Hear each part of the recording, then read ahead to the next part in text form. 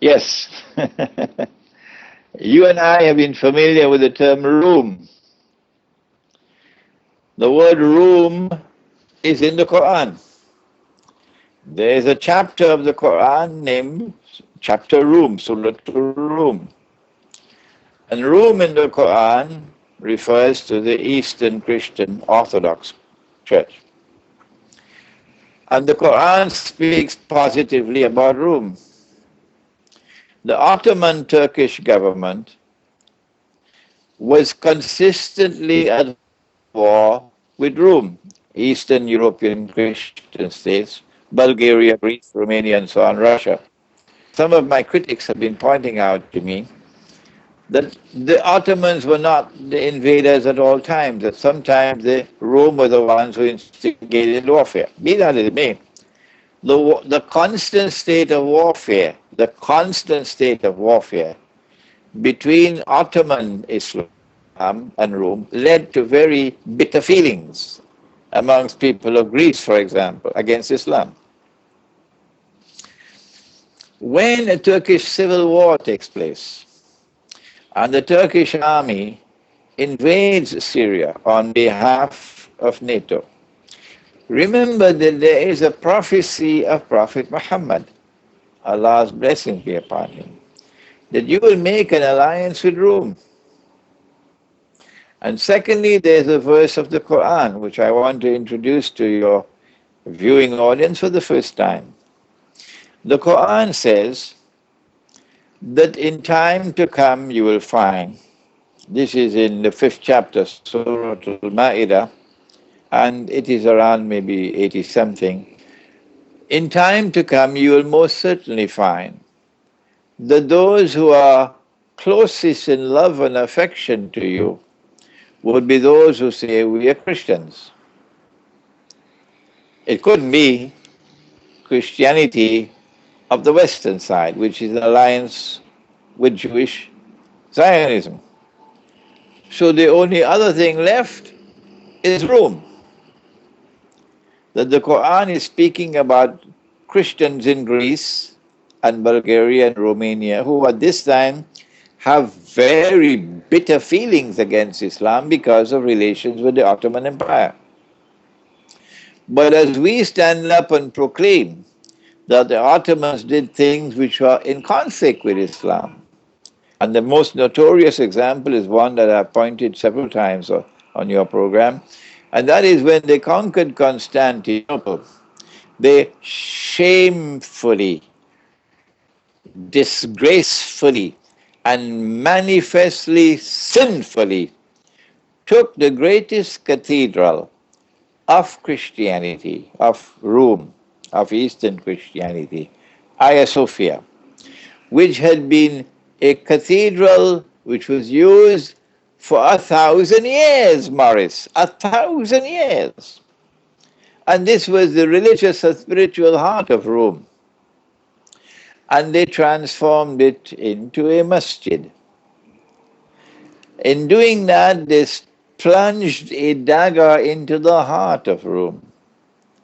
And so the bitterness has been there all these years. But the Quran has said that there are Christians who are going to be the closest in love and affection to you. And as I have stood up and others will stand up to denounce what the Ottomans did with that Hagia Sophia, and to proclaim that on that day when we conquer Constantinople, we'll do three things. Number one, we will return the cathedral to the Christians. Number two, we will apologize to them for what was done to their church for 500-600 years by misguided Muslims, and then by a misguided Mustafa Kemal, who transformed it into a museum. We will apologize to them for that.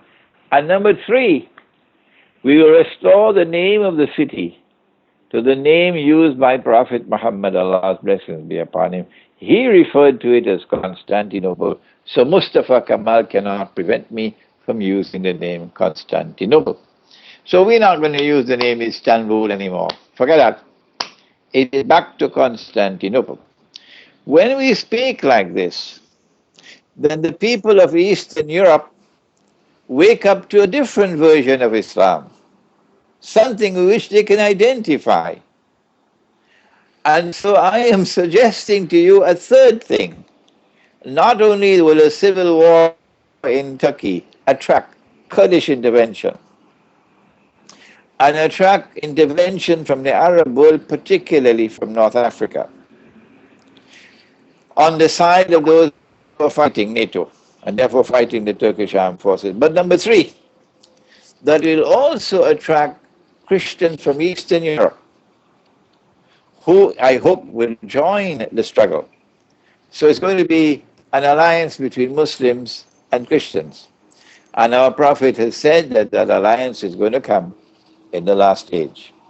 So an invasion of Syria by the Turkish armed forces is going to bring momentous change to the world and going to change the chessboard in a manner that even they cannot expect today. Are you following me? I'm following you very well. I dare say it could be the beginning of a world war, really. Yes, the Turkish attack on an invasion of Syria is going to be the beginning of what will eventually become the Third World War. But I don't really recognize it as the third because I say the first and the second were actually two parts of one war. The Second World War was unfinished business from the first one. Hmm? So the Third World War is coming. And the Third World War is going to pit the two world powers, the American-led alliance, the NATO alliance, and the Russian-led alliance, against each other. And Israel wants these two to mutually knock out each other, mutual destruction. So what is left of the world after that, the Zionists can rule the world. Hmm? But I believe there is going to be a series of wars which eventually will culminate in what the Christians call Armageddon and the Prophet Muhammad called the Malhama. So I think this is enough for today that I have presented this analysis of the implications of the continued unrest in Turkey and the likelihood that continued unrest with fuel being poured into the fire to keep it going, it's likely to produce this outcome of the government seeking a diversion and therefore launching an invasion of Syria. And if they do launch that invasion of Syria, it's going to be the beginning of the end. And it's going to provoke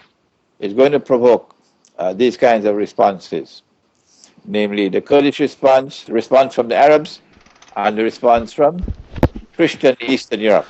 Thank you very much. You're going to please a lot of people here. I've been asked so often for weeks and months for your opinion on what is going on.